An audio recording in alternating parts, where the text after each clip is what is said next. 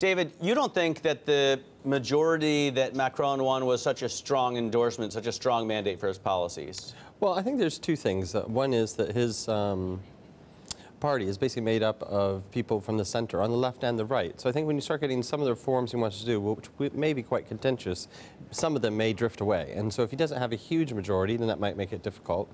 And also I think second, just the low turnout from voters. I think it does show that a lot of people, they voted for him in this round, yes, in Parliament. But I think many of the people who didn't come to the polls are fatigued, or they wanted to support other people who weren't in the polls. And one theory that Caroline is hearing in Paris is that maybe people from other parties didn't feel they had any reason to show up because their parties just weren't motivating them. Well, I think that could be part of the case, but I also think that the major issue I see is that Macron really has to deliver reform now. Because if he doesn't, I think that there are other parties waiting in the wings for the next French election.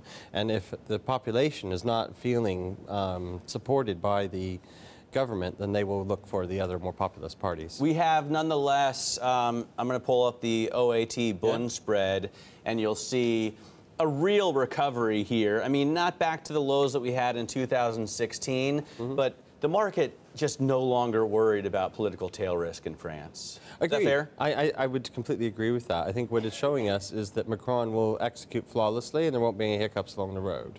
And I think that's probably wrong. I think that there will be continued hiccups. And so we don't actually own any French government bonds in our European accounts because we don't feel they offer any value.